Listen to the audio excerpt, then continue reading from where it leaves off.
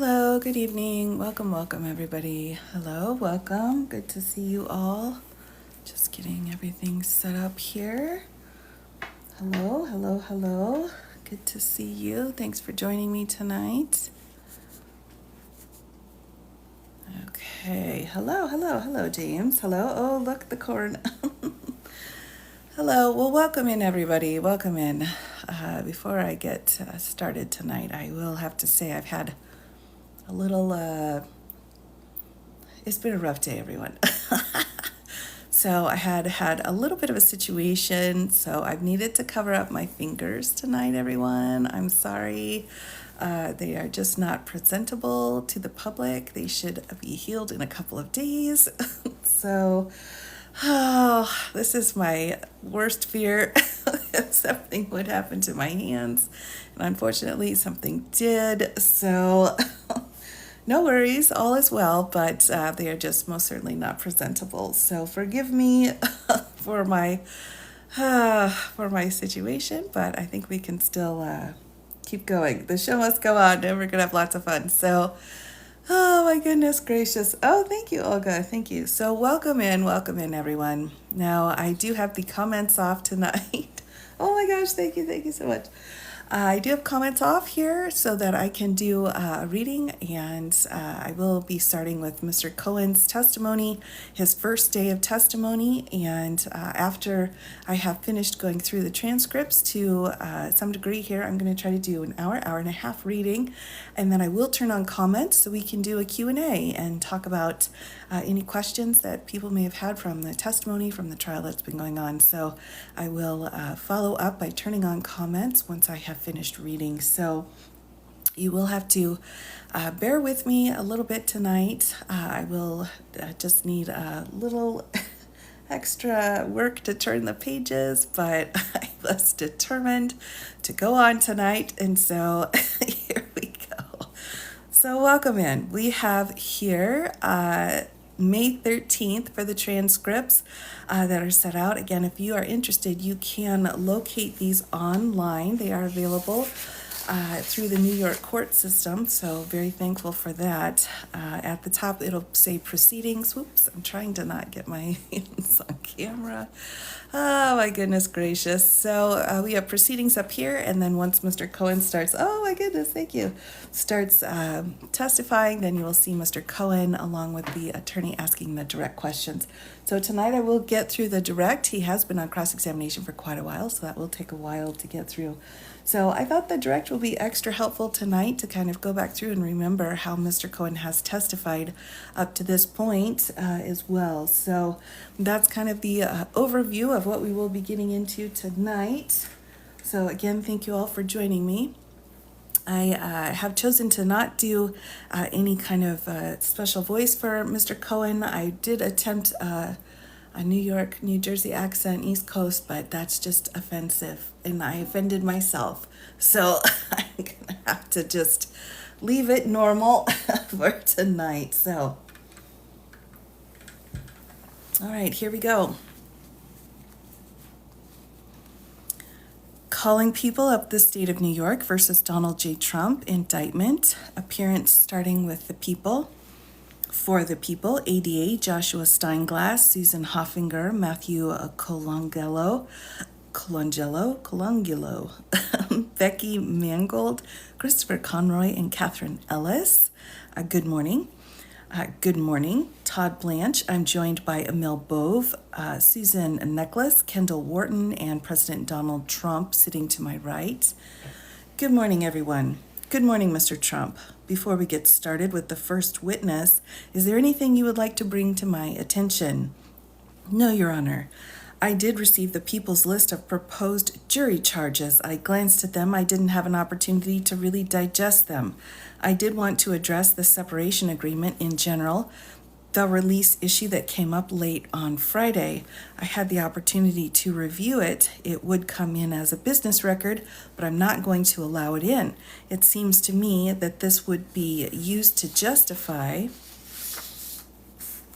an explanation for why somebody is not here. It doesn't prove any element of the offense. It doesn't move the ball in any way to satisfy your burden of proof. So I'm going to deny your application. Can I hold on to this one? Mr. Steinglass nods yes. Is there anything else? Let's get the jury, please. All rise, jury entering. Whereupon the jurors and the alternate jurors are present and properly seated. Do both parties stipulate that all jurors are present and properly seated? Yes. Yes. Good morning, jurors. Welcome back. People, your next witness, please. Thank you, Your Honor. The people call Michael Cohen. Witness entering.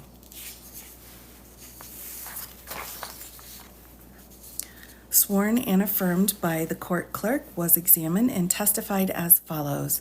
Court officer, state your full name, spelling your last name. Michael Dean Cohen, Cohen. Your county of residence, New York, New York. Good morning, Mr. Cohen. Good morning. You may inquire. Thank you, Judge. We have Ms. Hoffinger, who is doing the direct examination of Mr. Cohen.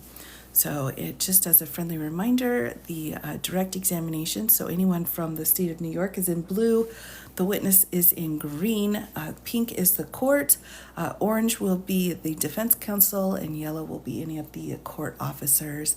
And also as a friendly reminder, I had an unfortunate mishap, so I'm trying to keep my fingers off of the screen tonight. So I will turn on a Q&A after I have finished reading through Mr. Cohen's direct testimony. So here we go. Good morning. Good morning. If I might ask, how old are you, Mr. Cohen? 57. Are you married? I am. How long have you been married? Going on 30 years. Do you have any children? I do. How old are your children? My daughter's 28. My son is 25. Well, 24. He'll be 25. Are you testifying here today pursuant to a subpoena? I am. Do you have an attorney here in the court with you today? I do. Mr. Cohen, if you could tell the jury a little bit about where you grew up in your childhood education. I grew up in Lawrence, Long Island. It's a part of the 5 towns of Nassau County. My father is a Holocaust survivor who ended up immigrating to Toronto, Canada, where he went to medical school, came to the United States in the mid-60s to teach head and neck reconstructive surgery. Met my mom, who was a surgical nurse. 4 children later, here I am. Where did you go to college? I went to the American University in Washington, D.C. What did you study in college? Law and government. After college, what did you do? I went straight to law school. Tell the jury a little bit about why you want to be a lawyer. Actually, I didn't want to be a lawyer. My grandmother wanted me to be a lawyer. My family is comprised of doctors and lawyers. My 3 siblings are lawyers. Obviously, my father, my uncles are either doctors or lawyers. The lawyers are married to doctors. I wanted to go to Wall Street. My grandmother was like, that's not going to happen. So you went to law school? Nods yes. Did you graduate from law school? Yes. What year? 1991. Were you admitted to practice law? Yes. Do you remember what year that was? 1992. After law school, where did you move? I was living at my parents' home and ultimately moved to Manhattan.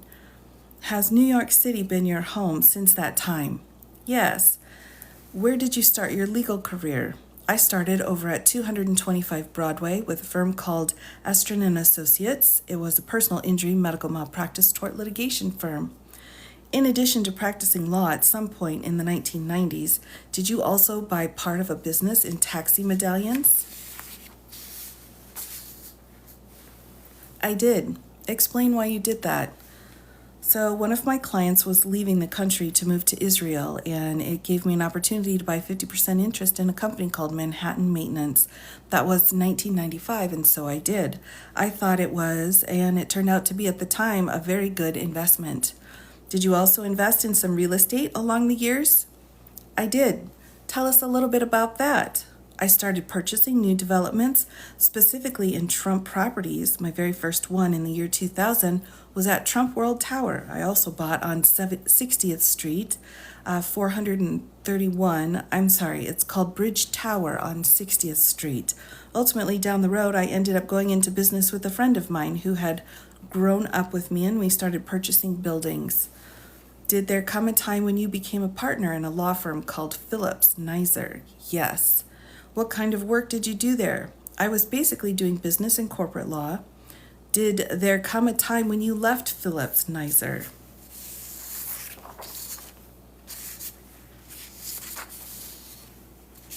Yes. Approximately what year was that? 2007. Why did you leave Phillips Nizer? I left because I was offered an opportunity by Mr. Trump to come work at the Trump Organization as his special counsel. Do you see Mr. Trump in court today? I do. Could you just indicate an article of clothing that he's wearing, please? He lifts up from his seat. He's wearing a blue and white tie. Takes his seat. Indicating Mr. Trump. Thank you. Tell us how you came to work for Mr. Trump at the Trump Organization. Initially, I was introduced to Mr. Trump by Don Jr. As I was moving into one of his properties. I had purchased several units, and Don Jr. and the Trump Organization was doing the construction to put the units together. There was an issue over the Trump World Tower that Mr. Trump had asked me because not only did I own the apartment there, but my parents did, my in-laws and my friends. We all bought as a block going back again to the year 2000, and there was an issue with the board. What we did was we ended up overtaking the board and resolving the issue, which was to Mr. Trump's satisfaction. He liked the way that occurred, and then continued to ask me if I would assist in other legal issues or other matters he had. And did you perform some additional legal work for him at that time? I did. What? Some legal, some non-legal matters. Did he pay you for that work? No, ma'am. Did there come a time where this was when you were still at Phillips Nizer? Yes. Did there come a time when you presented him with a bill in connection with some of the work that you had done in connection with one of his properties? Yes. Tell us a little bit about that. I was asked to review a series of documents that dealt with Trump Entertainment Resorts. There was an issue. Who was it? Who asked you to do that first?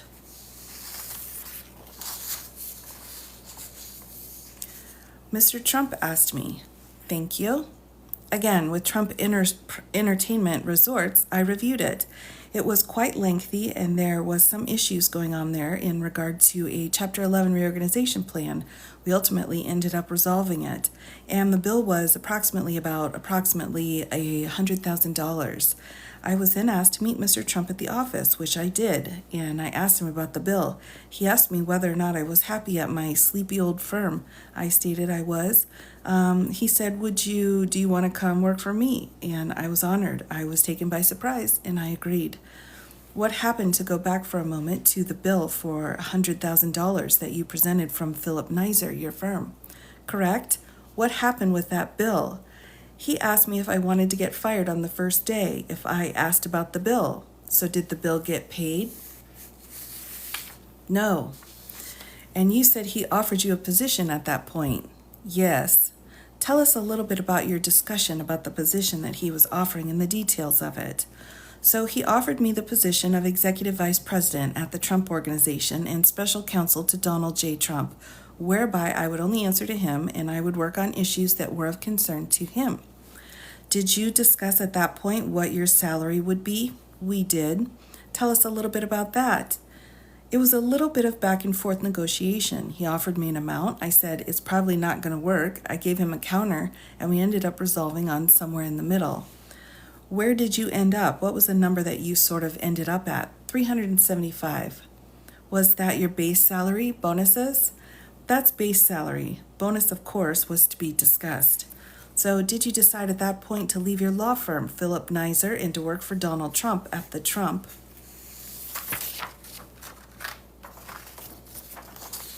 Organization?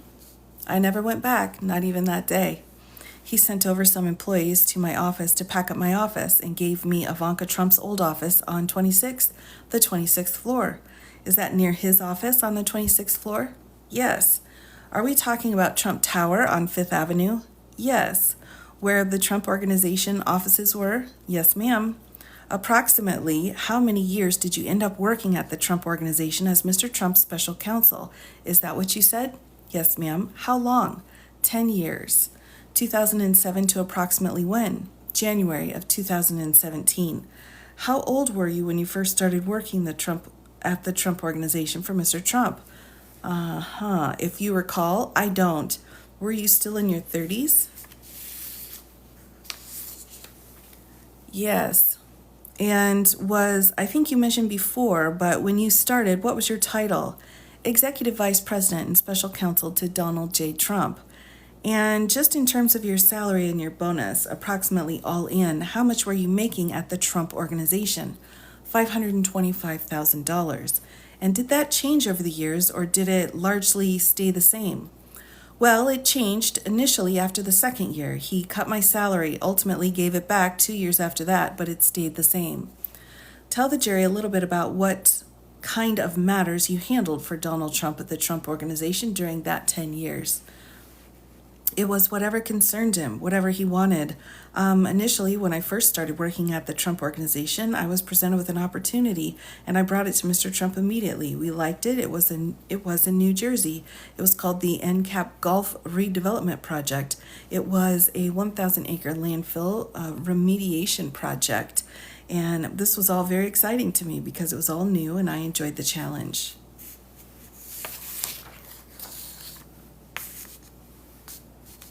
And along with 2 other colleagues, we started to get this project up and running. It ultimately didn't come to fruition because the funding got pulled by the Governor Corzine in New Jersey at the time, but it was an exciting project. So this is one of the projects that you handled for him? Yes. Who did you report to at the Trump Organization? Mr. Trump. Were you at any time of the General Counsel's office of the Trump Organization? No, ma'am. Why not? That's not the discussion in terms of when I elected to take the position. It was always reporting directly to Mr. Trump, just to Mr. Trump. So in the course of your work for Mr. Trump at the Trump Organization, did he ever ask you to renegotiate bills for him? Yes. Tell the jury, give us some examples of your renegotiating bills, of what you did. Well, for example, a law firm would send an invoice. He didn't believe that the invoice was fair, reasonable, justified, and so he would give me the task of renegotiating a specific bill. Did you ever renegotiate bills from other types of vendors, for example, regarding Trump University? Yes. Tell us a little bit about that. So Trump University fell into trouble, and there were approximately 50 vendors that had not been paid. There was a sum certain that was in the bank at the time, approximately $2 million. Unfortunately, the bills far exceeded that $2 million, but Mr. Trump was not going to fund the balance. And so what I did was I put them onto a spreadsheet, a handwritten spreadsheet, divided it by $2 million, and came up with basically 20% of everyone's invoice. I contacted each and every one of the vendors, and all but 2 accepted, ultimately the 20%. We had releases drafted, and upon the releases of the release within 48 hours, we had checks sent to them by FedEx. So did Mr. Trump ask you to renegotiate all of those bills regarding Trump University? Yes. And you said all but 2? What happened with the other 2 vendors? They just went away. You mean did you pay them? No, ma'am.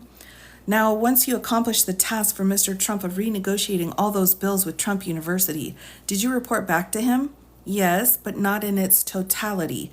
Each and every release was separate. I would go straight into Mr. Trump's office, and I would advise him of the task being accomplished. Why did you do that? For 2 reasons. The first was so that he knew I was on it and I was doing what he asked. The second was really to obtain credit so that he understood that, again, I was accomplishing what he wanted. Do you have a memory of advising him about accomplishing the task of reducing the payments to vendors and his reaction? Do you have a memory of that? Yes.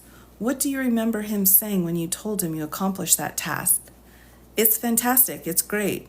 How did that make you feel? Like I was on top of the world. Did you renegotiate other bills for Mr. Trump at the Trump Organization besides the ones that you just mentioned? Yes. From your experience over the 10 years working at the Trump Organization, are you aware whether Mr. Trump directed other employees or executives to negotiate bills, not to take the first bill, but to negotiate them down? Yes. Let me ask you a question, Mr. Cohen. During the years that you worked for Mr. Trump at the Trump Organization, did you threaten at times to sue people or companies during those years? Yes. And explain why you did that. Well, it would depend on what the issue was. We had an issue, for example, with the Miss USA pageant contestant who Mr. Trump was being defamed, the Miss Universe organization, so he brought an arbitration against her. The matter ultimately got resolved. If with the press, as an example, that if they said something that angered him, I would reach out to the press and I would express to them their need to either redact or take the article down, or we would file an action against them. Did you do that in a strong and threatening manner at times? I would say so, not all the time, but often. Now, you mentioned a bit about this during your time working for Mr. Trump at the Trump Organization. Did you also work on some personal matters for him? Yes. Can you give us a brief example of some of that? So, one instance, his limousine was hit by a yellow cab. And knowing that I had deep roots with the yellow cab industry, he asked me to meet with the driver, who provided me with the police report and to have them pay for the repair of the vehicle. Did you ever do some personal work regarding his residence or his family, for example? Yes. Tell us a little bit about that. In his apartment, they had a flood that ended up causing damage to the main floor bathroom. They had an alfresco on top, and I handled the adjustment with the insurance company. And these are all matters that Mr. Trump asked you to handle for him? Yes. Did you also, as part of your work, and I think you mentioned this before, interact frequently with the press for him? Yes. Tell us a little bit about that. Again, if it was in order to place a story that would be advantageous in some way, shape, or form, I would speak with them. If there was an article that caused him displeasure, I would speak with them about that as well. So, did you work with the press to try to minimize negative stories and sort of enhance positive stories about Mr. Trump and his business? Yes. Was that a good part of your work for him, interacting with the press for him? It was a portion of it, yes. Now, you mentioned that you worked at Trump Tower at the offices of the Trump Organization, is that right? That's correct. During that time you worked there, where approximately was your office in relation to Mr. Trump's office? Well, initially, when I started, it was towards the back of the office. That was Ivanka's old office. Until ultimately I moved to a different office that may be 50 feet, 60 feet from his office.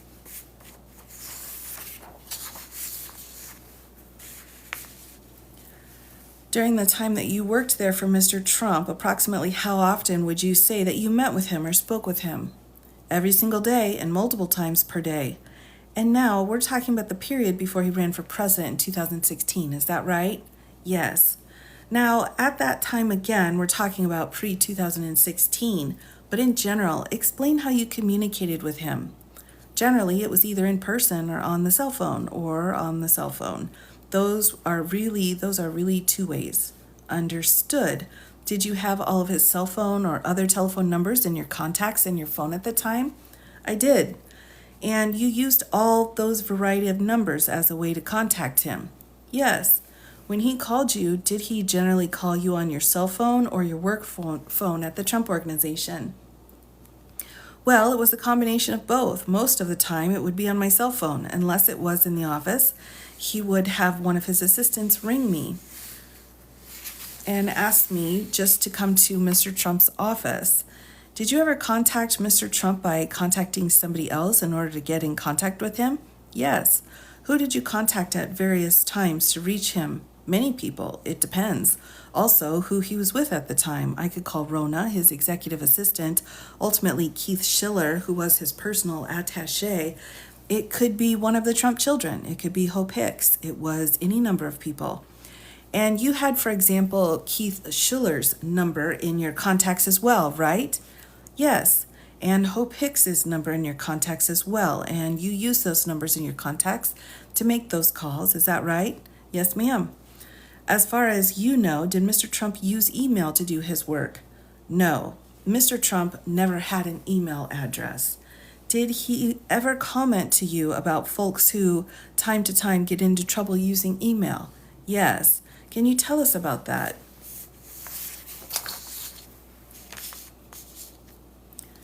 Yes, during certain conversations, he would comment that emails are like written papers. He knows too many people who have gone down as a direct result of having emails that prosecutors can use in a case. When you say going down, do you mean getting into some sort of trouble? Yes, ma'am. When you met him in person, you said, where did you generally meet him? In his office? What times of day generally in his office? All throughout the day. Were there sometimes early in the morning? Yes. Sometimes later, towards the end of the day, or even early evening? Yes. When you met him at the office, did you generally meet in his office? Yes. Did you need to make an appointment to go see him in his office? No, ma'am. Can you explain, what kind of policy was there at the Trump Organization about executives coming in to meet with Mr. Trump? Mr. Trump had an open door policy, which if there was somebody in there, you waited, and if not, you knocked on the door. And I would say, boss, do you have a second? And I would walk right in. And others did the same to your knowledge? To my knowledge, yes. Now, when you met with Mr. Trump at the Trump Organization in his office, did you generally record those meetings in your calendar? No, ma'am. As part of your work at the Trump Organization, did you feel that it was part of your job to keep him updated on matters that you were handling for him? Yes, it was actually required. Tell us what you mean by that. When he would task you with something, he would then say, keep me informed, let me know what's going on. And what he was saying, what everybody did, is as soon as you had a result, an answer, you would go straight back and tell him, especially if it was a matter that was troubling to him. So 2 things, just to break that down. You said everybody. Do you mean you're aware of other executives? Who? I apologize. Yes, other executives. So they would report back to him as well? Yes. But you felt it was part of your job that he wanted from you to promptly report to him when you were handling a matter for him about the progress and whether it was resolved. Yes, and that's what I did.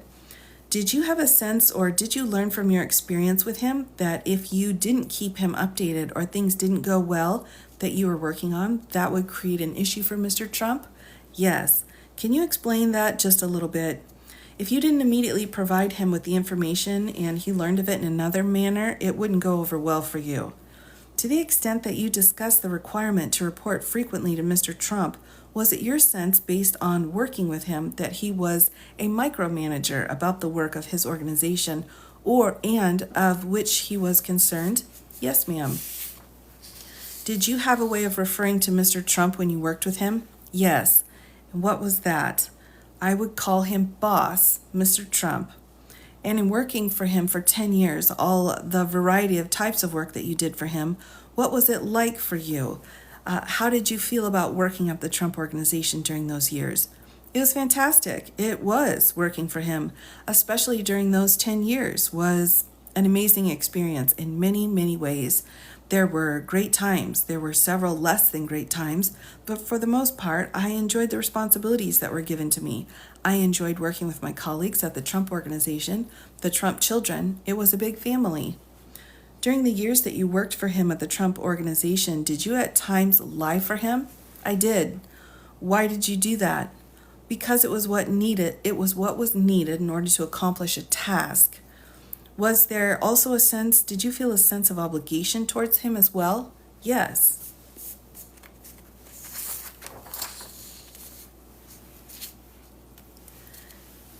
Did you at times during your work for the Trump Organization, at the Trump Organization for Mr. Trump, bully people for him? Yes, ma'am.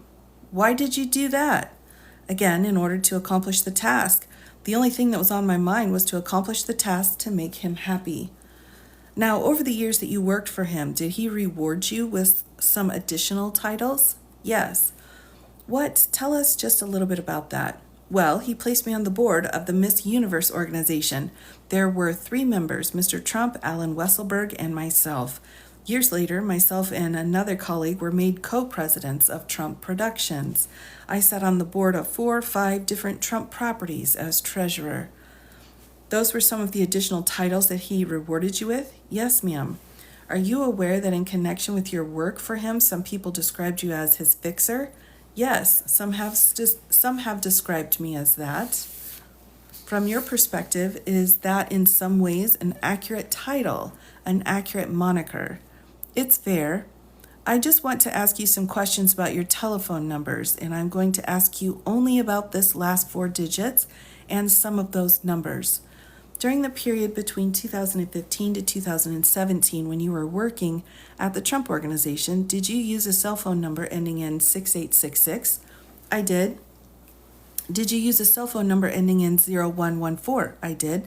And did you continue to use those 2 numbers for a period of time after you left the Trump Organization? Yes, ma'am.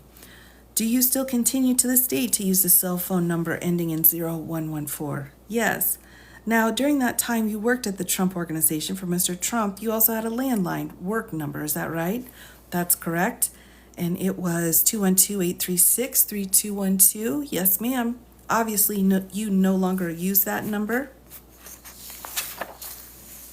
No, ma'am. After you left the Trump Organization, did you also have a number associated with a law firm in New York? Yes. And was that number 212-872-9849? Yes. Obviously, you don't still use that number? No, ma'am. In connection with the investigation of this case, did our office ask you to provide 2 cell phones that you had used for a period of time up until April of 2018? Yes. And did you agree to provide these 2 cell phones to us that you had previously used with the 2-number cell phones that I just mentioned, ending in 0114 and 6866? Yes, I did. Did you provide those phones to us in January of 2023? Sounds correct, yes. And was that pursuant to our request that you turned those over to us? Yes, merely the request. Did you consent to do that voluntarily? I did. Now, you keep contacts on your phone. There were contacts that were kept on those phones. Is that correct? That's correct. What kind of information, just generally, was in your contacts on those phones? Names, email addresses, potential addresses, cell phone numbers, home numbers, fax numbers. Were there also sometimes other information associated with folks whose contacts you had in there? Yes, ma'am. Did you keep anybody else's contacts in your phone as well? Personal ones, yes. In other words, however, what I'm asking about is not just your contacts and the folks that you know, but did you also at some point include or sync with your contacts somebody else's contacts? I did. Tell the jury about that. Actually, I didn't do it. It was done by the IT people. I was spending a significant amount of time with Mr. Trump, and we ultimately decided he agreed to have his contact number synced to my cell phone, to my account as well. That way, if we needed to travel, if he needed to get somebody on the phone, he would just say, "Michael, get me so and so on the line," and I would have them on my cell phone. As a result of this syncing process, did your personal contacts also end up in his phone? I'm not certain about that.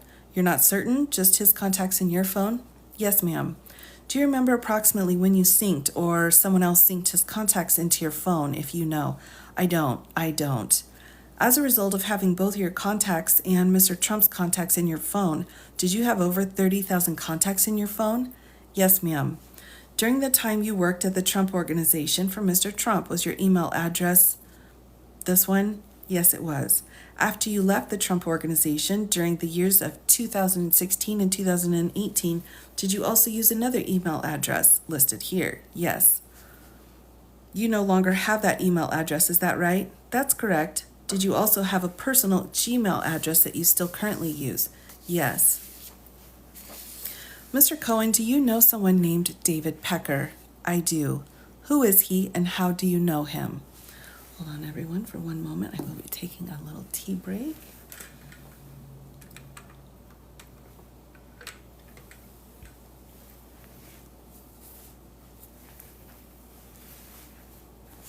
I knew David Pecker before I even knew Mr. Trump. We had mutual friends, and we had met at a function out in Long Island many, many years ago. I then was reacquainted with David Pecker, who was the president, CEO of AMI. Most people know him more from his magazines and his newspapers, National Enquirer, Star, OK, and Men's Health, etc. Did you from time to time speak to Mr. Pecker even before you started at the Trump Organization? Not regularly, no. Once you're at the Trump Organization and introduced to him again by Mr. Trump, did you speak to him from time to time? Yes. When you spoke to him, did you speak to him by phone? Yes. Did you have his cell phone number and work number in your phone contacts? Yes. Did you use those contacts to speak with him? Yes, ma'am.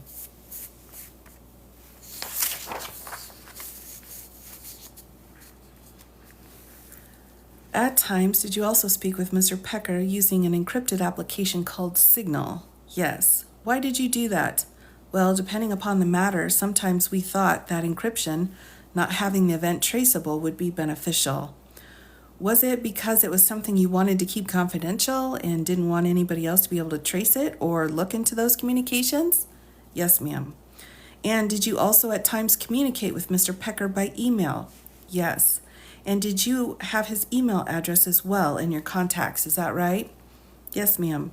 Now, did you speak with Mr. Pecker at the Trump Organization about matters having to do with Mr. Trump prior to June of 2015? Yes, but rarely. And what sort of matters were the few matters that you spoke to him about, if you can remember, prior to 2015? There was some things that had come up.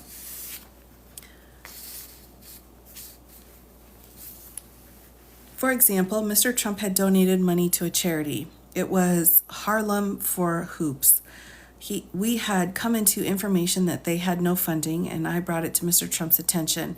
He said, yes, we wanted to get the story out. So it would be things like that. And to try to get a good story out about him. A good story, yes. And to your knowledge, prior to 2015, when Mr. Trump announced that he was running for the presidency, did you know whether Mr. Pecker or AMI ever paid for public stories to prevent them from becoming public? There were stories. I apologize. My question is quite wrong. Prior to Mr. Trump announcing his run for the presidency, are you aware of AMI ever paying to suppress stories? No, ma'am. Would you say you had a good relationship with Mr. Pecker? I would, yes. Did you know someone named Dylan Howard? I do. Who was Dylan Howard? Dylan Howard was an employee over at AMI. What was your understanding about his role, what his role was at AMI, if you knew? He worked for Mr. Pecker to the same extent that I worked for Mr. Trump. Did you speak with Mr. Howard in person or generally by phone? I spoke to everybody in 3 different manners, by phone, by email, and in person. Did you have Mr. Dillon's phone number and contacts in your phone? Yes, ma'am. Did you use those numbers to contact him? I did. Now, at times, did you also communicate with Mr. Howard using the encrypted application Signal? Yes, ma'am. And why did you choose to do that with your communications with Mr. Howard? For the same reason. It was a sensitive matter that we wanted to keep private. Did you also communicate by text with Mr. Howard? Yes. And sometimes by email? Yes. Again, using your contacts that you had in your phone? Yes, ma'am. Did there come a time in 2011 that Mr. Trump was exploring a run for the presidency? Yes. Can you tell us a little bit about that? So in 2011, I had come across, while reading the paper, a poll that stated 6% of all the people who had taken the poll thought Mr. Trump should be president of the United States of America. And so I took that article and I brought it to Mr. Trump and I said, what do you think? He said, it's interesting. We should look into it. And did he look into it in some degree in 2011? He did. Do you recall whether he spoke publicly in 2011 about exploring a run for the presidency? He did. That was posts I had created for him, my own website called shouldtrumprun.com, and many people came to that website, and it was further proof that his name recognition, his popularity, especially because of his hit show, The Apprentice, was so strong. And just to go back to the question, do you remember him giving some public speeches about considering to run for the presidency in 2011? Yes. Were those, if you recalled, covered in the news? Yes. Did he ultimately decide to run for the presidency in 2011? No. What was your understanding? Why he decided not to run? There were several large real estate projects he acquired, as well as another season of The Apprentice. And as Mr. Trump told me, you don't leave Hollywood, Hollywood leaves you. So he decided to stay and do that work instead? Yes, ma'am. Did there come a time then in June of 2015 when Mr. Trump announced that he was running for president? Yes. And how did he make that announcement, if you recall? I do. It was at the atrium at Trump Tower. He came down the stairs to the lowest level, and we had set up a podium. He made the announcement and a speech. Now, at the time, in June of 2015, were you or any time an official paid member of Mr. Trump's campaign? No. Nevertheless, did you assist Mr. Trump in his campaign?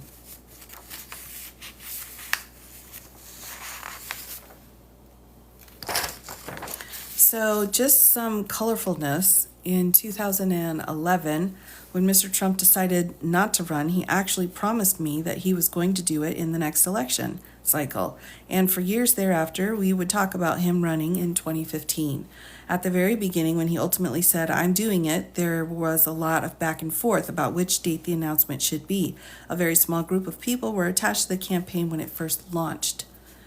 Did you have some discussions directly with Mr. Trump about your role, what your role might be in terms of assisting with his campaign? I wasn't going to be part of it. I was just going to be a surrogate. Explain what you mean by surrogate. Sure. Surrogate was someone who speaks on behalf of the candidate and defends him to the press, speaks to the press, provides color, but not a member of the campaign, but rather as an outside person. So again, as to give the appearance that it's unbiased. And that's the role you performed for him for the campaign? Yes. And did you make public appearances for him and for his campaign? I did. Tell us a little bit about that. What kind of public appearances? I would make public appearances on television, CNN, MSNBC, ABC, whoever, CBS. I would frequently provide comment to press regarding different matters that kept popping up. Did you leverage your press contacts in that way from Mr. Trump's campaign? Yes. Your relationships? Yes. Did you also develop some relationships with some key people on behalf of the campaign who put together some kind of committees or groups for him? Yes. Tell the jury a little bit about that. So, while watching the rallies, I had gone to Mr. Trump and I had said, one of the things that I noticed is that it's very white and we really need diversity. If you're going to win, you're going to need diversity. And so I started a group called National Diversity Coalition for Trump, along with Pastor Carol Scott, an evangelical pastor from Cleveland, Ohio. That is my neighbor's motorcycle, in case anyone is wondering. And did you for his campaign, is that right? I did. Did you have other important contacts in the Christian evangelical community that you sort of worked with for Mr. Trump? Yes. Did you have a campaign email, by the way? Yes, I was given a campaign email address. Around the time that the campaign began, did Mr. Trump express to you concern about negative stories about his personal life that would affect his candidacy? Yes. What did he say in substance? You know that when this comes out, meaning the announcement, just be prepared, there's going to be a lot of women coming forward. Now, turning back to his announcement of running for the presidency in June of 2015, did you invite David Pecker to attend the announcement? I did. Did you invite other people as well? I did.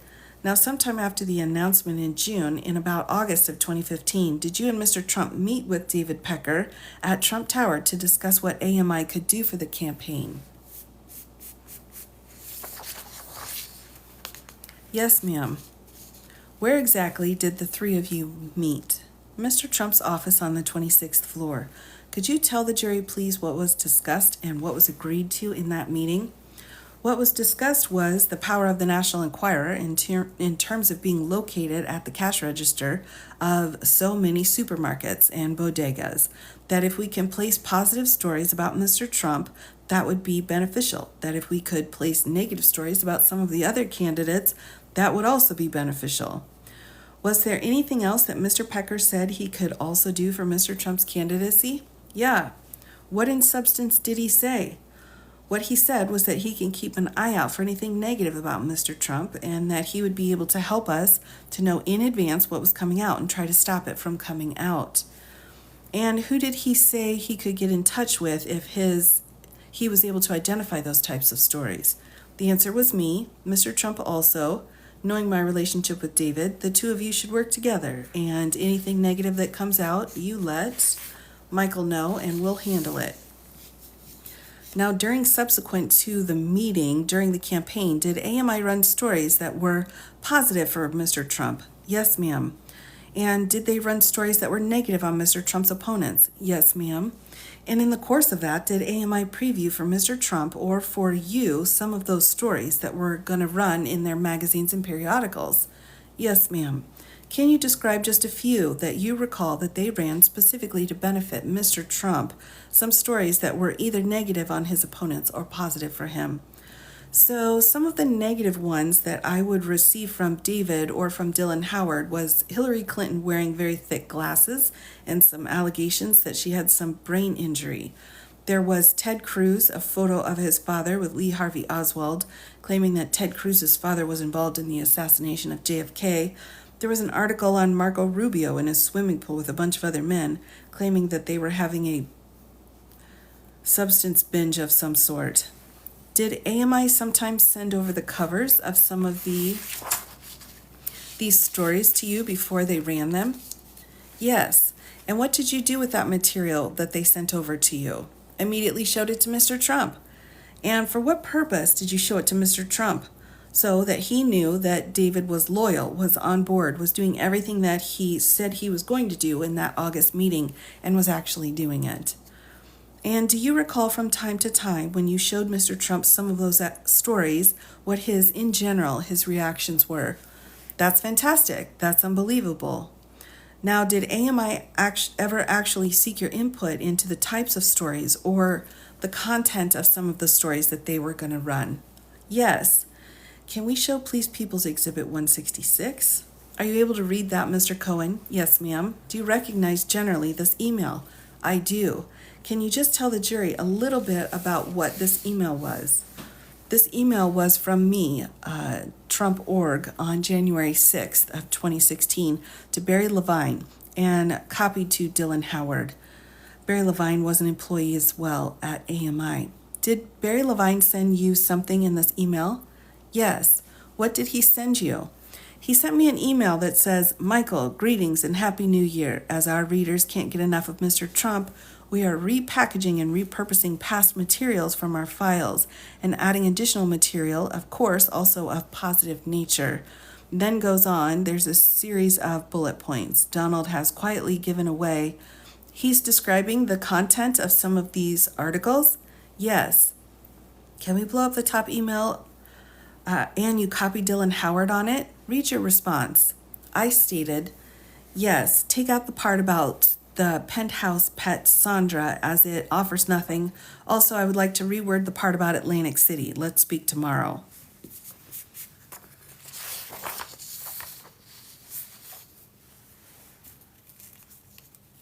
Why did you ask AMI to remove the penthouse pet reference?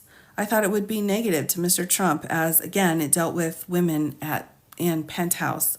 And did AMI agree to make the edits that you suggested? Yes, ma'am. What's the title of the story? The title of the story. Can you see what the title of the story was going to be? Was it The Trump That Nobody Knows? Yes, it was going to go under the headline, The Donald Trump Nobody Knows. And I'm sorry, would you say again the date of this email was January 6th of 2016? Okay. Did this article actually come out? Yes, ma'am. That you spoke to AMI about? I'm sorry. That's all right. You said the email that you sent was either January 6th of 2016. And what's the date of this article here? It was posted on January 13th of 2016. So about a week later, AMI ran the article with your suggestions? Yes, ma'am. And is this an example of you working with AMI to get articles out that benefited Mr. Trump's campaign? It is an example.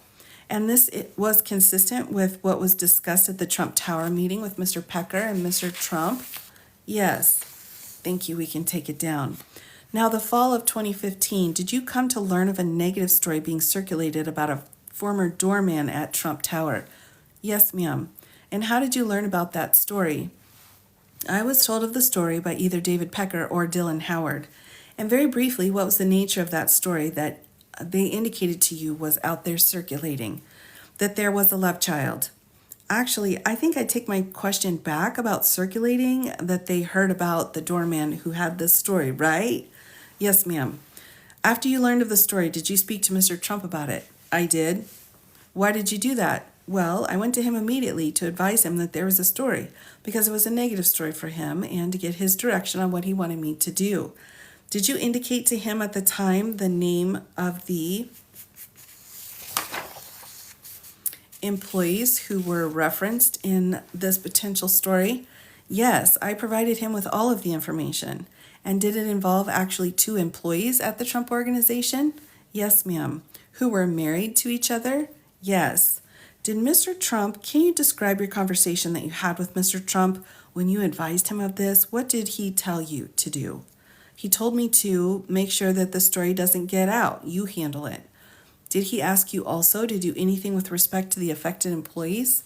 Yes. What did he say in substance? He asked me to speak to them and let them know that it's been taken care of. Now, what did you do in terms of, at that point, in terms of making sure that the story didn't get out? I worked with David Pecker and Dylan Howard, and you worked with them to do what? In order to obtain the story, all of the life rights to the story. Who did you understand was going to either purchase or try to take care of, purchasing the life story, the rights of the story, or otherwise making sure that the story didn't get out? David Pecker. And along the way, did either Dylan Howard or David Pecker update you about what they were doing with respect to that story? Yes, ma'am. And as the matter progressed and you got updates from Dylan Howard and David Pecker, did you update Mr. Trump about the matter? Immediately. Now, at some point, did you learn that AMI had entered into an agreement with the doorman regarding this story? Yes. What did you learn, just briefly, about what the general terms were of the agreement that AMI entered into with this particular doorman? That they were going to pay him $30,000, that they were executing an agreement with the doorman in order to obtain the life rights to his story. And when you say to obtain the life rights, was it to publish the story or to not publish the story? It was to not publish the story, but to control the life rights so that nobody else could publish it. Correct. Take it off the market. Now, did you update, actually, when Dylan Howard and Mr. Pecker told you that what they were going to do, they were going to acquire the life rights for $30,000. Did you tell them that Mr. Trump would be grateful? Absolutely. And when you spoke to Mr. Trump about it, was he grateful? Absolutely. Did AMI at some point send you their agreement with the doorman for those life rights for $30,000? Yes. Did you review it? I did. Why did you review it? Well, I reviewed it to ensure that Mr. Trump was fully protected. I also asked them to send it to me so that I could show Mr. Trump that it's being taken care of. And did you, when you reviewed the agreement, did you provide AMI with any feedback about the terms of the agreement? I did. What did you tell them? I thought that there needed to be a clause in there, a significant penalty for $1 million per violation of any of the terms of the agreement to ensure that the doorman knew not to go ahead and to talk about this matter. So you suggested that there be a heavy hammer to make sure that he didn't break the terms of the agreement. Yes, ma'am. Did you also suggest some other terms involving perpetuity of this agreement? Yes. Can you explain that? What I found was that the agreement had what I considered to be an end date to it. So rather, I said, why not let's just make this in perpetuity? What does that mean in perpetuity? It means that it's forever, that he owns the document, they own the story forever, and it can never come out. And did AMI agree to include that term as well in the agreement? He did. Can we put up, please, People's Exhibit 165 into evidence? Do you recognize that email? First of all, I do. Who's it from and who is it to?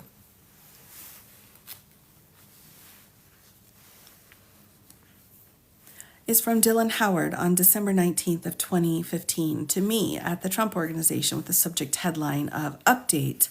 It reads, Michael, it was remiss of me not to contact you yesterday. We were on deadline for the magazines. Nevertheless, I want to confirm that the source executed an addendum to the agreement with a liquidated damages clause. He has been compensated accordingly. Cheers, Dylan. Can we also put up People's 155? Do you recognize that, Mr. Cohen? I do, ma'am. What is it? This is the amendment that I was just describing.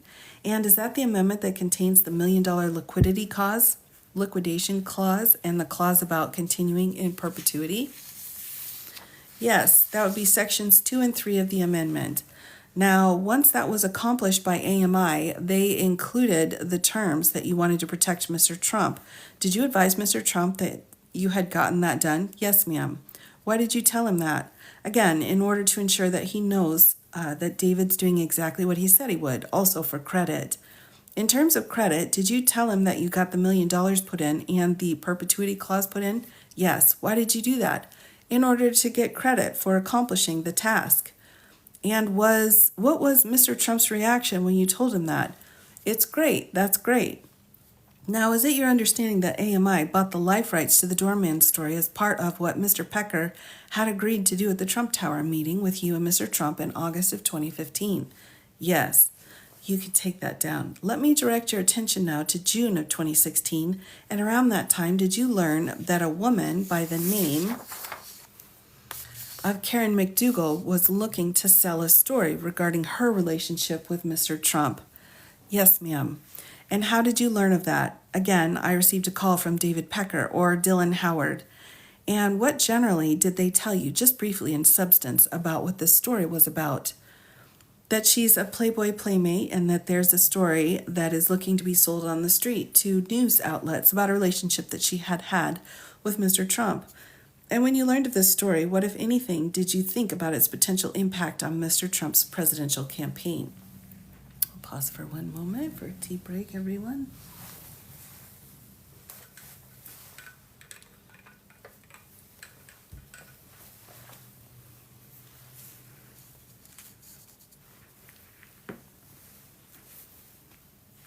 Significant. Did you tell Mr. Trump what you had learned from AMI about Karen McDougal? Immediately after I got off the phone with AMI. And can you tell us about the conversation you had with Mr. Trump after learning about the story? So I went to the office, knocked on it, and I said, Boss, I got to talk to you. He said, come in. I went in. I told him what I had just learned. I asked him if he knew who Karen McDougal was, if he knows anything about the story. His response to me was, she's really beautiful. I said, okay, but there's a story that's right now being shopped. And did you draw on any, based on your experience with Mr. Trump, did you draw on any conclusion based on his response to you? Objection, sustained. Did Mr. Trump ask you to take any action with respect to the story? Yes. What did he ask you in general to do? Make sure it didn't get released. And what did you do as a result? What did you take that to mean you should do? We need to acquire the story. And so I went ahead and I reached back out to both Dylan Howard as well as David Pecker. Now, during that time period of about June 16th or so of 2016 to August 5th of 2016, did you communicate frequently, regularly with Mr. Pecker and Mr. Howard regarding Karen McDougal? Yes, ma'am. Why did you do that? Again, the purpose is to try to stop the story from being sold or marketed to an outside source. Did you want to make sure that AMI was doing that? Absolutely. Objection, sustained. How did you communicate? Well, let me ask you a question. Did AMI regularly update you about what was happening with their negotiations in terms of the story? Yes. And was that consistent with what David Pecker had agreed to do at Trump Tower to notify you if matters like this were happening? Yes. How did you communicate with David Pecker and Dylan Howard during this time? Again, it was either by phone, text, email, app. Okay, when you say app, sometimes using the Signal app? Yes, ma'am. I'm sorry, the Signal app. That's okay. Let me just finish the question, then you answer because the court reporter also needs to get it down. I'm sorry. And did you use this transaction that you were Working with AMI, did you use the Signal app? I believe so. And why was that? Again, because of the nature of the issue, to make sure that it remained private. At various times when you were receiving updates from either Dylan Howard or David Pecker about the progress with Karen McDougal, did you update Mr. Trump frequently? Yes. Can we now put up People's Exhibit 177A? Now I'm going to ask you, do you recognize these texts between yourself and Dylan Howard during this time period between June 16th of 2016 to November 1st of 2016? I think it says here June 20th of 2016. My apologies. Do you recognize these texts during the time period that's referenced in this exhibit? I do. Let's take a look first, please, at the text with Dylan Howard on June 16th. Can you read out to the jury all of the text from June 16th of 2016? And along the way, can you tell the jury what they refer to and what they mean? So this is a June 16th of 2016 communication between Dylan Howard and myself, and it states, meeting will be on Monday per their terms, Dylan. And what's your response? My response back was, understood, thank you for everything. What did you understand this was about in terms of the meeting on their terms? This was about a meeting with Karen McDougal and her people. Now let me direct your attention, what's the date of this? The date is June 16th of 2016. Can we take that down and show People's Exhibit 262? I want to, do you recognize these texts with Keith Schiller, between yourself and Keith Schiller? I do. Now, you recall that you told the jury that sometimes you spoke to or contacted Keith Schiller in order to get in touch with Mr. Trump. Yes. Can we look at page 2, please? Lines 16 to 20, dated June 16th of 2016. Can you see if we can call those out? Mr. Cohen, can you read those texts between yourself and Keith Schiller on that same day of June 16th of 2016? Yes, ma'am. So this is from me to Keith Schiller asking, can we speak? I need you. And what does he respond? He then responds, I didn't receive. His response? I didn't receive a response back. And so I followed it up with another that says, you there? He then responds to me, on Dallas, which I think he meant in Dallas, and then respond to him, where's the boss, which of course referenced Mr. Trump. He then responds to me, next to me, and then I ask, is he free to speak?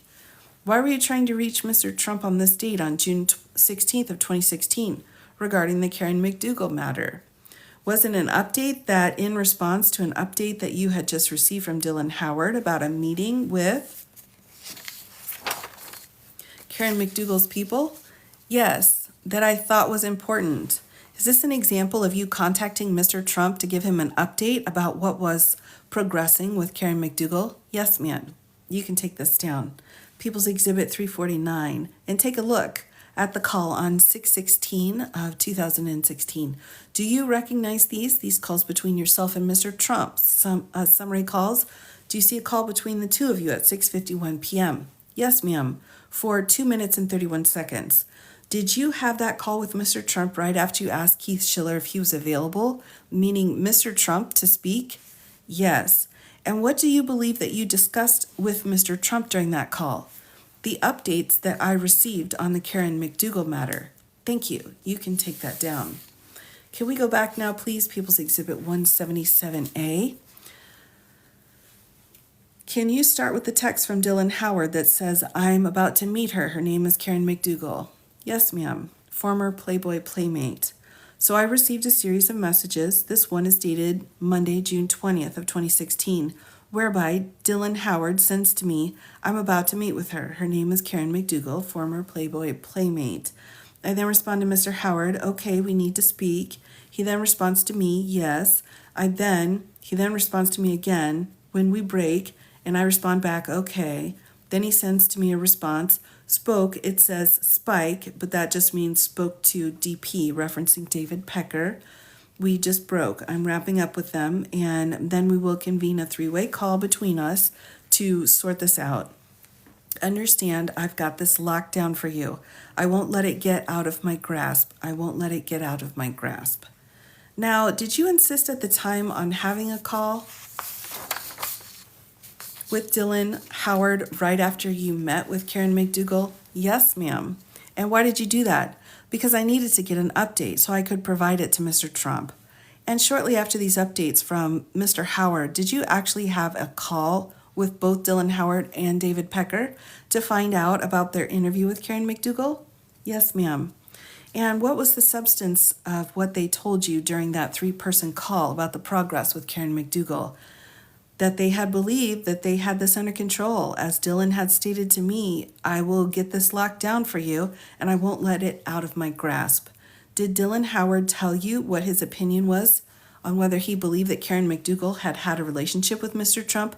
Objection sustained.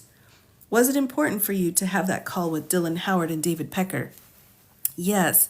And that's to make sure that things were being taken care of for Mr. Trump? Yes.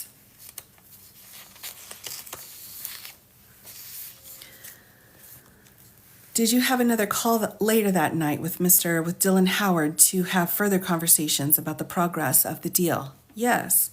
Now, you said you did update Mr. Trump on the progress at that point with Karen McDougal. Yes, ma'am. And do you know whether at that time the update was either in person or by telephone? I don't recall. I'm going to direct your attention now to a little bit later in June, of 2016, maybe a week or so around the same time. Were you present for a conversation that Mr. Trump had directly with David Pecker about the Karen McDougal matter? Yes, ma'am. Where were you when you were present for overheard the conversation? In Mr. Trump's office. And who else was in the office besides yourself and Mr. Trump? No response. It was just the two of you? I believe so, yes. And did he have a call at that point with Mr. Pecker? Yes. How did he make that call? He had the call put through and he had a speaker box on his desk, and instead of lifting up the phone, he used the speaker box so I was able to hear. And can you tell the jury about what you recall from that conversation that Mr. Trump had with Mr. Pecker? He asked him how things were going with the matter, and David said, we have this under control and we will take care of this. Was there a discussion on that call about how much it might cost to buy this story and who might pay for it? Yes, ma'am. Just in substance, what was that conversation? So David had stated that it wasn't going to cost them $150,000 to control the story.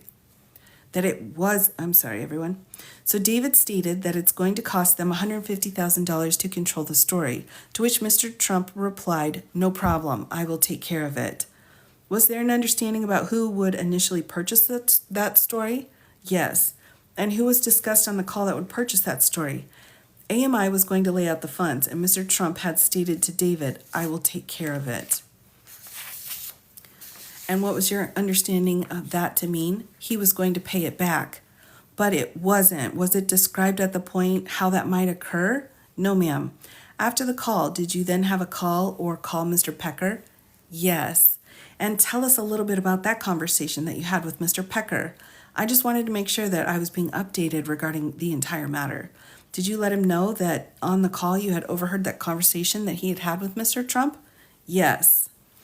Now at this point, everyone, I will go ahead and stop the reading for tonight. We have gone quite a ways here, and I do want to have a chance to do a Q&A still. So let me go ahead and turn comments on at this point, if we can. So here we go.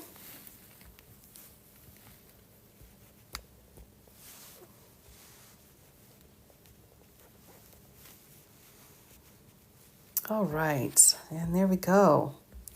Comments are on. Hello, welcome in, everyone. Welcome in. Hello. Let me just get myself sorted out here. Hello. Yes. So there's a lot going on already in this direct. I think it's a really good time for us to be reviewing this direct. There's a lot of questions going on.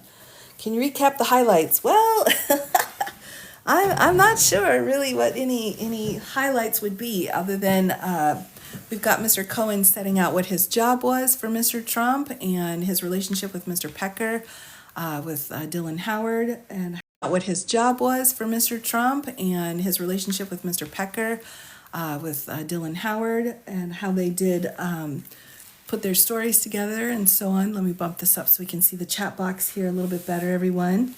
Thank you so much. Oh, you're welcome. You're welcome. I will be continuing on for sure. Oh, yes. So everyone, I had a little bit of an unfortunate mishap. So I'm afraid my hands are not appropriate to be seen by the public. So I had to put some gloves on. I apologize for that. Yes, I know. Yes. So a bit of a mishap. Let me write this down. Mishap. Mishap equals gloves. There we go. That way I won't forget. Oh my gosh. Oh, I'm fine. Oh no, I'm super fine, everybody. It was just one of those things that looks really bad, and so I didn't want to show that, and I wasn't sure, if I could put enough band-aids on, and then I thought, oh my gosh, I'm just gonna cover them up. So, Dr. Strangelove, that's so funny. Ah, I blame having to go under the table. Just kidding. No, it's fine. It's just unfortunately, if you have any kind of nicks on your hands or anything like that, it does not show up. It does not look very good. So I thought I would cover them up and go forward. So yeah, the kitty was involved. Oh, I know, everybody. I wasn't sure how to, how to go forward, but yes, I figured this would work. So this is I kind of feel like it's a little bit, 80s Eddie Murphy, right? I mean, he had the black gloves with the rings on. I thought you were reading OJ. Oh my gosh, that's so funny. Well, I thought about it. I thought like, oh, well, I could put, what can I do? But yes. Well, kitties have to be kitties. So we had just a bit of a mishap. Yeah, cats are going to cat. Yeah. And, sometimes things just roll into a bigger, bigger mess. Undercover. Yes, that's right. Yes. Well, yes. So the cats are fine. Everybody's fine. It looks pretty bad. So, what was the purpose of Cohen wanting the evangelical support? So that's a great question. I think he was just setting out where he was getting his diversity help from. So, it's all about making contacts. And, there's been a lot of talk about this evangelical backing up of Mr. Trump. And so he's saying here that he was pulling in that evangelical element with this when he was going through and talking about this diversity program, which is very interesting. Yeah. I mean, I think that's very interesting. So he definitely put an interesting spin on that. You, the court reporter? No, no. Tripped me up. I was in the ER getting. Oh my gosh. Oh, Corey. Oh, I'm glad you're okay. The evangelical really not know his background. I think it's interesting. I think, I can't speak for entire groups of religious people, but, I think any particular group, it's up to them to do proper due diligence in figuring out who the people are. But, I think part of this too, and I remember thinking this at the time was, where are all the stories at? Where are all the stories about, Mr. Trump? And it sounds like they were being hushed up. So, as an attorney, how might this trial end? This is my first time. So, Melissa, I'm glad you asked. So, as I say, with any case where we've got a jury trial, it's a 50-50 shot. It truly is. It truly is. Now, the state has been putting on an amazing amount of evidence, slowly building the case as you're supposed to do. It's been very well organized. Sometimes you can get witnesses that don't show up, or witnesses that are out of order, and exhibits that are way out of order, and so things can kind of get janked up. But I think this case has been very well organized, which is great, and has really been rolling along. So as far as that goes, it's been so far so good. Mr. Cohen, we knew was going to be on the stand for quite a while. He's the last witness for the state, is what they're saying at this point. That could change, but and then the defense has their shot. They don't have to put on a case, but I'm sure they've got some people that they want to call, and then we've got, kind of rebuttal, those kinds of things. So, so far I think it's just been a very organized case. It's been, kind of setting it up, knocking it down, which is what you want. You want your case to proceed without any giant, like, oh my gosh, Your Honor, we need, another 3 hours for something. That's the worst thing.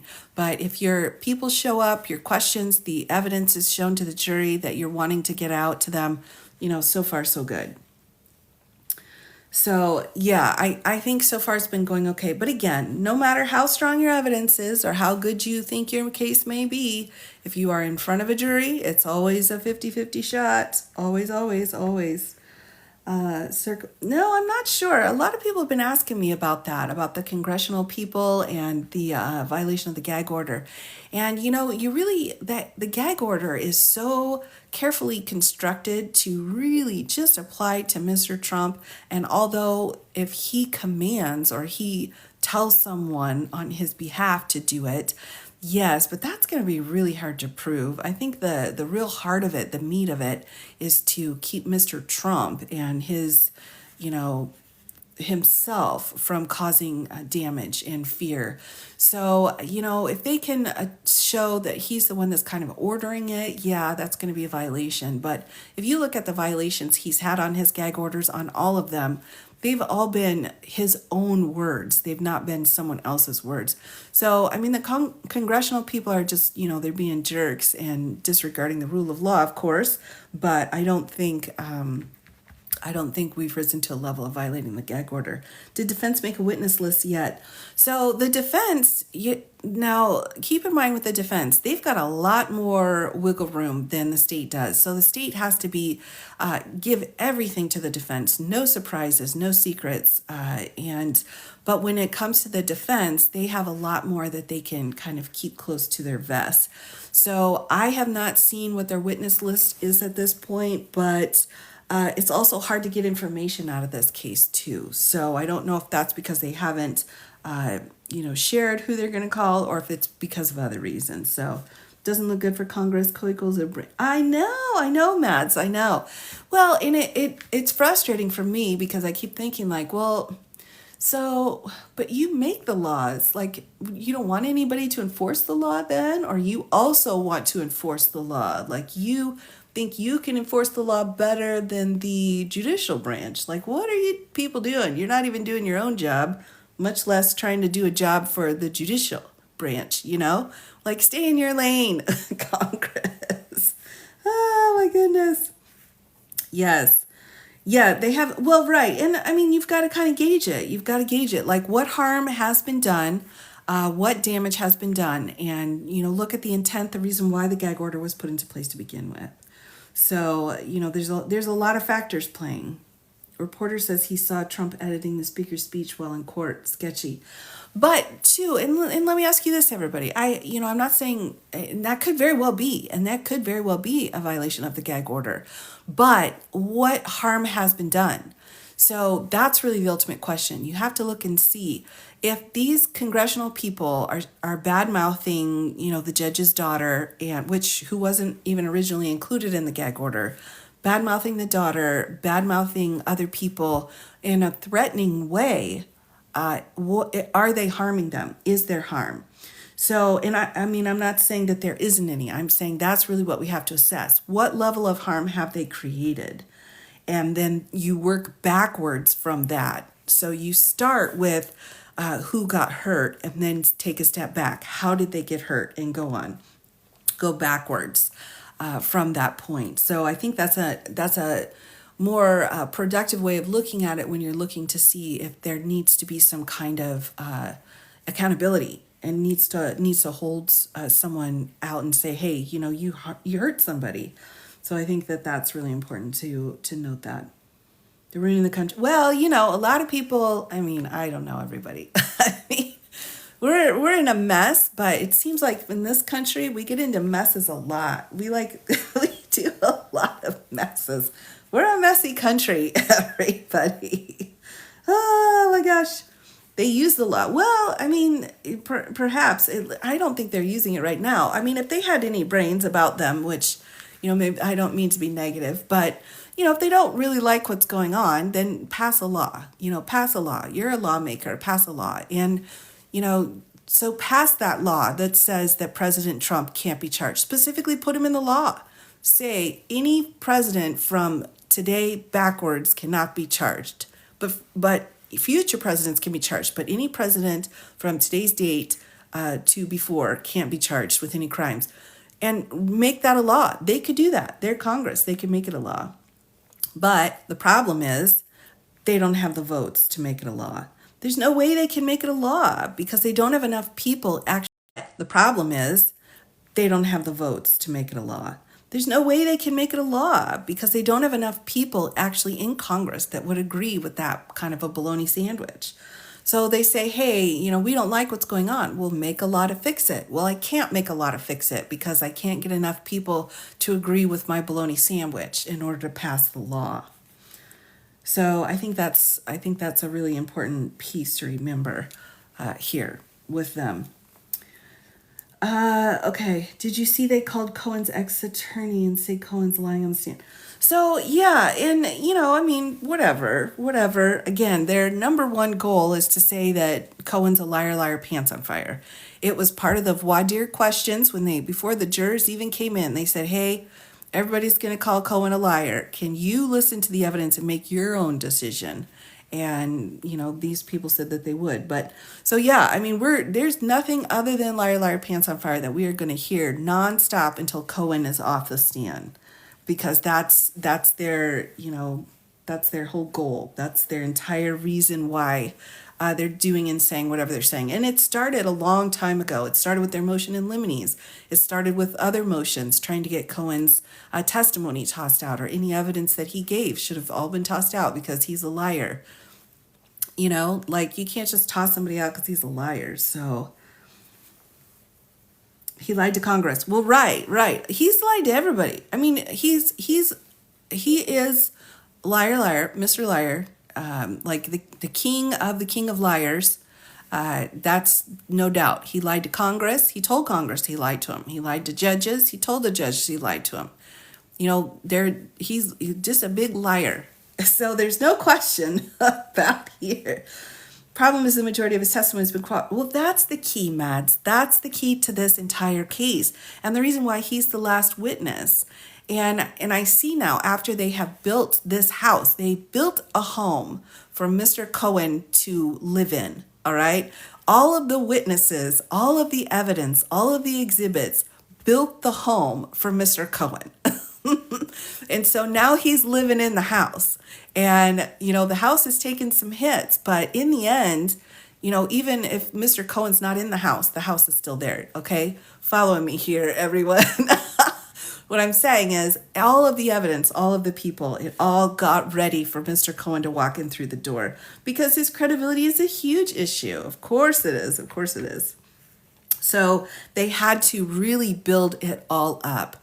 They had to really go in and say, hey, this was corroborated. Now, in my opinion, they should have called in the bodyguard, Mr. Schneider, I think his name is, the one who had these texts with Cohen. I think he should have been on the witness list, but there may have been some kind of agreements that were reached, and so he wasn't. But other than that, it's been pretty amazing. It's been pretty amazing how they built it.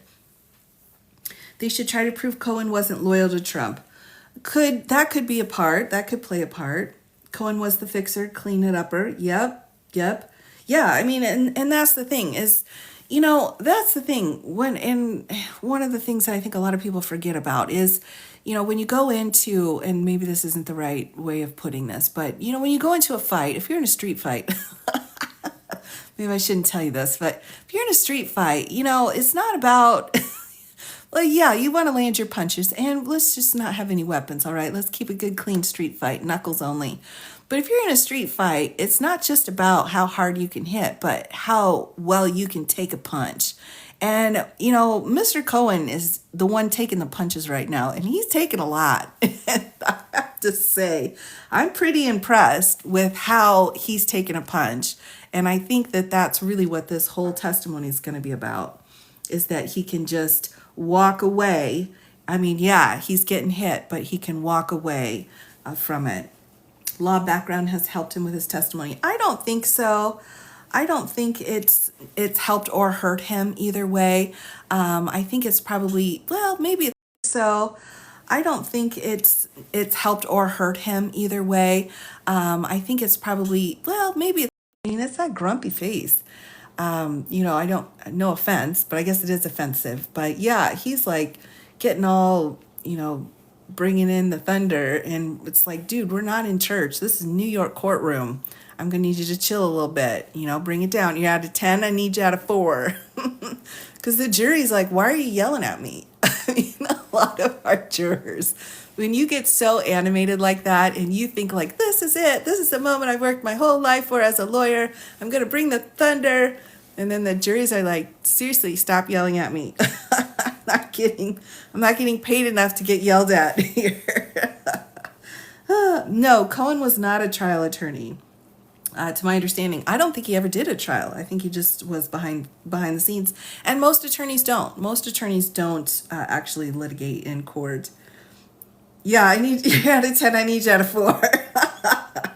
Yes, somebody engrave that somewhere. Crochet that on a pillow.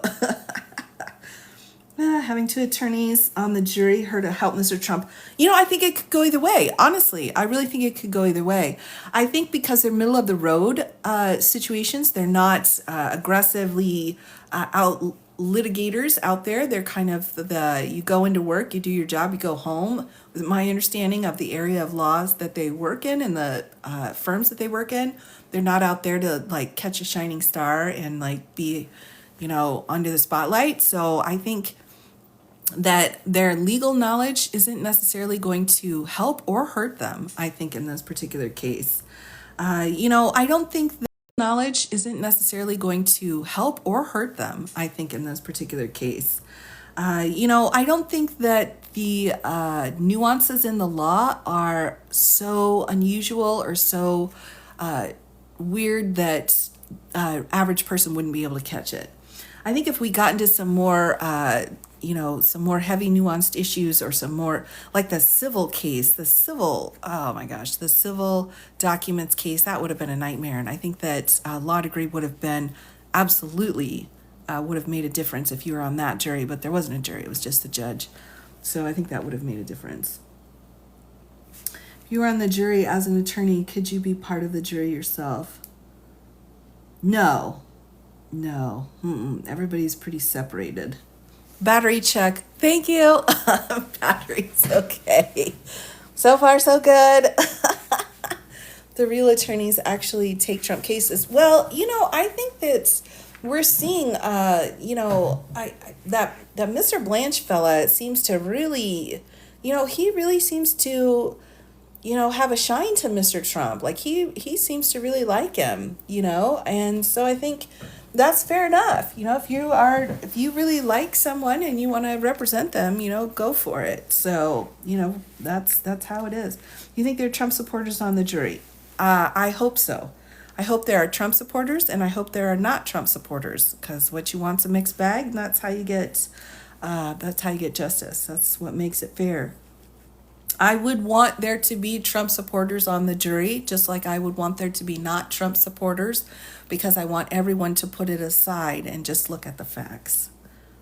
I know. Controversial. Great person with a great. Oh, thank you so much, Steve. Oh, that's so sweet. What does the mishap with the gloves mean? Well, I don't know. I don't want to get the community guide violations. Oh my gosh. Yes, it should be healed within a couple of days, everyone. I will be back doing lives over the next few days. I do want to continue Mr. Cohen's testimony, but you may see the gloves for a couple more days. I have a question. Go for it. Well, I'm not sure provoking is the right word. We may have been in the same place at the same time, and, she may have been upset about that. get caught with his hand in the cookie jar today? Terry, that's a great question. So a lot of people are asking about Mr. Cohen's testimony today. I don't think so. I don't think so. I do have different gloves, actually. I do.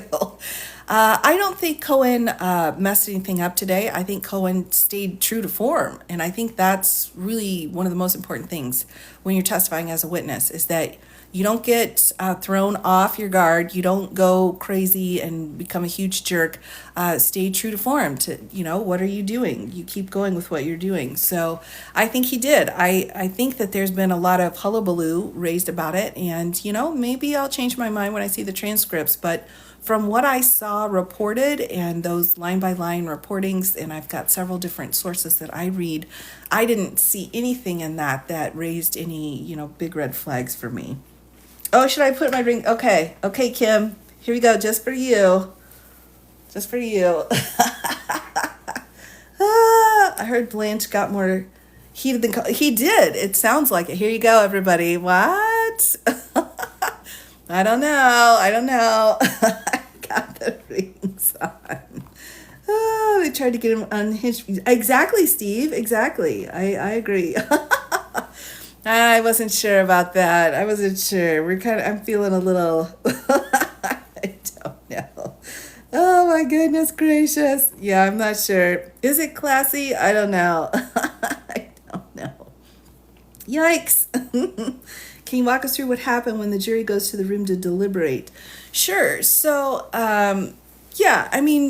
they will go in and sit down and they're given a set of jury instructions. They'll start with question 1 and they'll start talking about it. So that's the thing is that they're not completely on their own. They're literally there with a set of directions and they have to answer each question. So they'll sit there and they'll talk to each other about it and they'll say, well, what do you think? How many people think yes to question number 1 or no? And then they'll start talking about it. Well, let's go around and talk about it and figure out where we're going from and where you're coming from. And then they'll say, well, I didn't like this part. And someone will say, well, I didn't like that part either. Let's kind of talk about it. So the gloves fit. I know. Oh my gosh. I know my mood went blue. I know.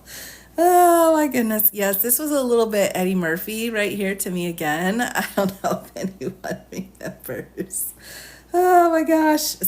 I tell you what, if you want to laugh out loud and roll around on the floor, it's the Eddie Murphy stand-up comedy shows from the old ones that are totally inappropriate. Just cracks me up. On the floor, rolling on the floor, laughing. I can't help it. Totally inappropriate humor. I'm not saying that it's good humor. I'm just saying it cracks me up. Oh my goodness. Yes, exactly, Amy. You got it. I can't. It's totally inappropriate. Don't share it with your children. But every once in a while.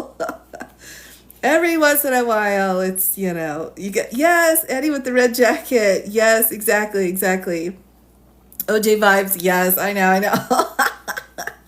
Oh my gosh. Yes. Yes. So let's just keep that between us. Okay. That's kind of controversial.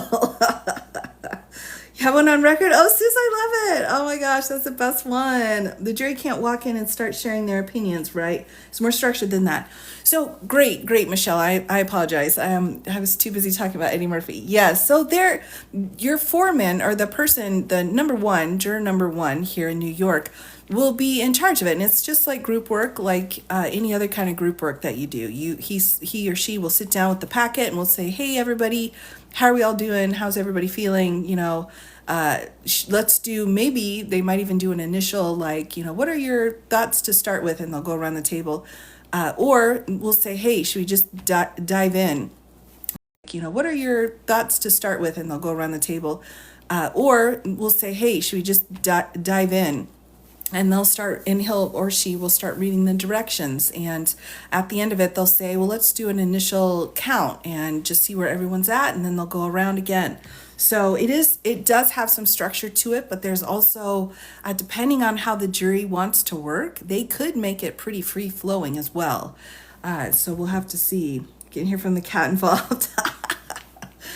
Okay, well, I don't know. The cats are fine. I've got 2 cats. I've got 2 cats. Yes, it has to do. There was. Oh my goodness gracious. How do you choose a foreman from the group? So, great question, Deborah. And in New York, apparently, seat number one is the foreman. Now, that's not how it works in all jurisdictions, but that's what I have heard in New York is how it works. Halloween hands. I know. I was worried. Yes. So I know. There was an incident with the table. Oh, Frank. No, don't worry. There's an incident. The table. There were cats involved. I have to. There were cats involved. There were yes. So my hands are unseemly at the moment. I've got. Have any jurors ever been? Yes, I know. It's safe to say a felony complaint invokes court's jurisdiction. Um, well, I mean, I'm not sure what you mean. I think any kind of violation is a court's jurisdiction. So I'm not sure exactly what you're meaning by that. But Cass, I know, Frank, I know. So yeah, no, I know everybody. It was a mess. It was a mess. I'm glad that I was able to keep my nails. Invisible Man. I know. I know. Are the jurors sequestered overnight? Not that I know of. Not right now. That they may be sequestered overnight when they're deliberating. That could be possible, depending on how things go in New York. But we'll see. We'll see. I'm covered in scratches. Oh, I know. Well, I've got a lot of things that they can scratch on, but I think I just got too close to their food bucket. Okay, listen, everybody, listen. All right, this is it. This will be my final, what do you call a security guy? I know, it's a great question. I think that's a good question too. So yeah, I did most of my work under my table today. All right, I was under my table, under my kitchen table, and the cats were not used to someone being in their territory. All right, do the jurors have to vote out loud, or is it anonymous? I think it just depends on how the jurors want to do it. And if there are any specific instructions, the judge will put those instructions out there too. Like, it's anonymous until the final vote or till the first vote or whatever. Or, the jury might decide like, hey, let's keep this anonymous until we have a decision. Or they may just want to say, hey, let's all talk about it. It really is up to how the jury wants to run the show. Because it really is it's up to them. And some jurors may not be comfortable talking if people know how they're going to vote. Others may be like, well, I'm going to tell you right now, and I think we should know who everyone is so we can talk about it. So ever started fighting with each other? Oh, absolutely. Fighting, especially if there's a couple that don't like each other, and you can get some personalities that just bump up against each other. Absolutely. You can have all kinds of problems. Can you recap the day? Well, we had 3 Supreme Court opinions that came down, everyone. So that was the start of the day, right? And then we had Mr. Cohen testifying, cross-examination all day long. And then court was dismissed. That was pretty much it. Oh my gosh. He will continue his cross-examination as we come back to court on Monday. And then we've got redirect, which I think will be really, really good. Yeah, I don't know why the security guy wasn't pulled in. I think he should have been. I personally would have pulled him in, but I also would have pulled in Wesselberg. But I'm not the attorney in the case. There must be a reason why they didn't, but I think I would have. Yeah, SCOTUS was a crazy split. It was very unusual. So we had a couple of procedural cases and then a consumer protection case. So, I mean, it was fine. All the rulings were fine, but are only the jurors in the deliberation room? Typically, yes. And then they'll have someone that kind of like monitors them or gets them anything if they need anything. So they'll be like the contact person will take care of it. So court can't adjudicate an issue unless a complaint is first filed. Okay. So, Black Card, I'm a bit tangled up in what you're asking because a complaint is different than a charge, which is different than an indictment. So I'm mixed up a little bit with your language. When we have an indictment, the court, of course, has jurisdiction. Jury is involved typically, or a prosecutor is involved. So anytime we have that, if you have a civil complaint, that's a different matter, and that's going to depend on what kind of civil complaint it is. But when you're in criminal court, if you have an original complaint, then you need to check and see who's making the complaint, and then are we going forward and having an indictment. So a complaint and indictment are separate. So I apologize for that. James 5 times. I'm a moody girl. I'm super moody. Oh my gosh, I know. How, in your opinion, Michael Holden up? I think he's doing amazing, actually, Daphne. I think that man can take a punch, and he can take a lot of punches, and I think that's what he's doing. I think he's actually doing quite well. Now, again, we're not done. We're not done, and he may feel like he is failing or he's not doing a great job, but he just has to sustain it, in my opinion. In my opinion. Yeah, so I think he's doing okay. Yes, very Audrey Hepburn. Oh my goodness. Oh my goodness. He went to prison for Trump. Well, yeah, I mean, exactly. I think exactly. We'll have a verdict the first day. Could be. It could be. This isn't a particularly complicated case. When you really take a look at the law, it's not that complicated. And, if you get a few of those jury instructions where everyone's like, yes, yes, yes, then, you're in, you're out. Hello from Chicago. Hello. Yes, it changes colors too, everyone. I should have brought the shop in. I got this from an Etsy shop. Love it. Yes, he's last that we know of. I'm in California here. Criminal complaints filed first, then the proceeding. Okay. Sure, okay. Then the proceedings start. Okay, so I got you. So I would say I have my messages open. So if you should give me a message with your specific piece in it, and I'll be able to, and just say it's in California, and I'll be able to come and answer your question easier. So just send me one. I'll be watching for it. So the cat scratches. Yikes, everybody. It's not just the cat scratches, but when you're under a table, it takes a little bit of effort to get out from under the table, and sometimes, things happen. So I hope someone, yes, oh my gosh, I tell you what. Yes, I don't know, everybody. I wasn't sure what to do about it. I thought I was going to just put Band-Aids on everything, but then I thought, oh, that's going to look really bad. Because it's not complicated. Yeah, exactly, Regal. You got it. Exactly. Who won? You're the cat. I think I don't know. I think it was a tie. We both walked away, although I think I walked away a little bit. I can't walk away because I think I didn't walk away very dignified. I kind of was trying to get out from under the table, and so there were further injuries. So are you going to cover the senator that's on trial in New Jersey? Oh, yeah, of course, Menendez. Yes, so I have put up one post going through that, and originally we had some, hadn't been able to pick a jury yet, but absolutely, yeah, Menendez, that's huge. That's a huge case.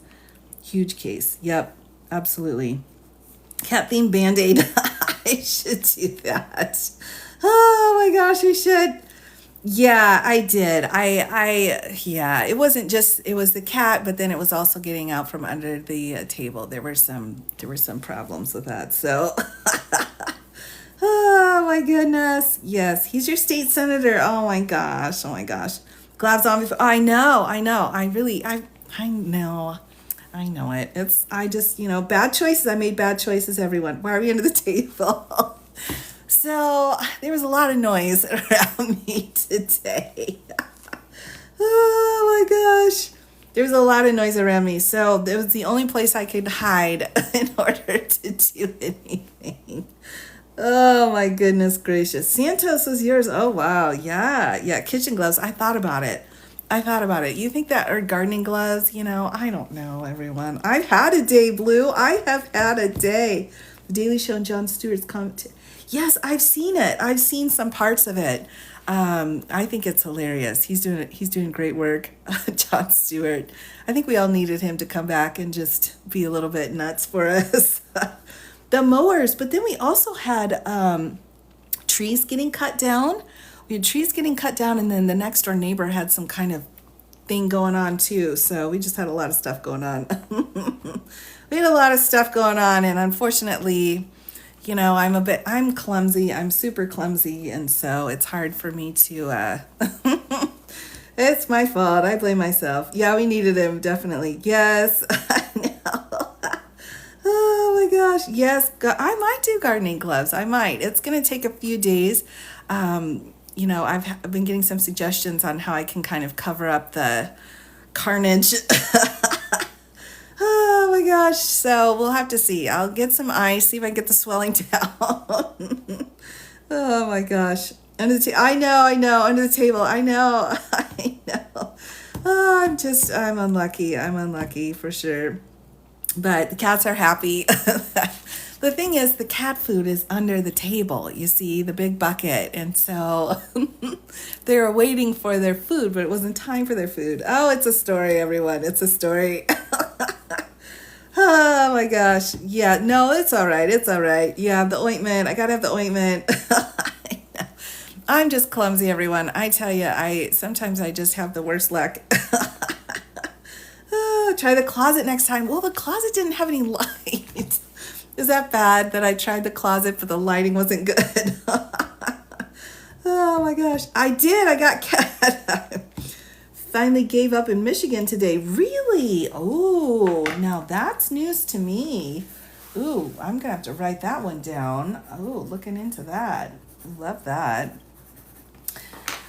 Is that a mood pen? It is. It is. It's my stylist. And it changes color. It does. I know. I know. Girl's got to do what a girl's got to do. True story. Yes, I was able to make a few good TikToks today. Oh my gosh. Yes, I will. I will make sure to watch for the infections. So yeah, the espionage. Oh, I know, right? Woo. So we'll have to see. We'll have to see what comes up the next few days. Yes, well, absolutely, absolutely. Well, thank you. Thank you. Yes, I think they did this. I need to get the store that I got this from. I need to put them up because they do amazing work. Very, very amazing. Oh, great, great. You sent me a message. Good, good, good. That's what she was doing under the table. Yeah, I'm very thankful. You gotta mow. It's summertime. It's spring, summer. You gotta mow. You gotta chainsaw. You gotta take care of your outside stuff. So it's not that anyone's doing anything wrong. It's just, I'm trying to record. And so it was either under the table or in the car. So I picked under the table. Yes, I'm going to, oh my gosh, I tell you what, it's a mess. They're a mess. They're a mess. Starting a trend. Oh, I hope not. And, too, I've got to be a little bit careful because there are certain kinds of, I'm not saying that, there's anything wrong with people having certain things that they like more than other things. I'm just saying, I'm not trying to be on that train. So I'm like, what are the least noticeable that I can do? Thank you so much. Oh, absolutely, absolutely. So yeah, I'm trying to not, I'm not trying to be all, judgy, but somebody told me no surgical gloves, no matter what. So, so no surgical gloves. I may do gardening gloves, but I gotta be careful. Oh, I've got to be careful. Oh yeah, all right. Let me write that one down too. I'll have to look into that. Biker gloves, yeah, I might look into that too. Why are we wearing gloves? Yeah, so there was an incident and my hands are just not presentable. Skin colored gloves, I haven't seen those. The fishnets, I do, but they don't look good on camera. Oh my gosh, I've said too much. Oh my goodness gracious. I'm getting into trouble. I'm kidding. Finger puppets, that's a good idea. Maybe I'll do that for tomorrow. Love you again. Oh, thank you so much. Thank you. Not good for wounds. Good story. True. So cute. I'm just kidding. Or am I? I like to be a little bit mysterious here. I appreciate your moderators. They are amazing. I might do white cotton gloves. I think that may be next for me. Yep, that may be next. So I've got a few little knuckle issues and a few nail and some scratches. So we'll see how it goes. I'll try to get it sorted out after dark. Ah, no, this just happened. This just happened about an hour before I went on tonight. So I was just rushing like a chicken with my head cut off, trying to figure out what I was going to do. Oh my gosh. Yes, the rings over the gloves. That's the extra bonus for everyone tonight. Oh, so with that, everyone, I will go ahead and take my leave at this point. Dolly Parton. Oh, I know. I love Dolly. Dolly's amazing. I'll have to figure something out. We'll do something special for tomorrow. So I will be back again tomorrow, everyone, to read the next section of Mr. Cohen's testimony. Court's dark tomorrow, so we should be able to catch up on a few things. So I will make an announcement. I'll make a post in the morning. Hopefully I won't need to be under my table anymore, because that did not go well for me. But I will make a post on when I will be coming back on live again, but hoping to be live the next couple days to finish up these Cohen testimonies. So thank you all for joining me, everyone. Have a wonderful night. And thank you, of course, to the moderators, and thank you all for your understanding for my clumsiness. I appreciate it. So take care, everyone. Have a great rest of your night, and I will be back again tomorrow.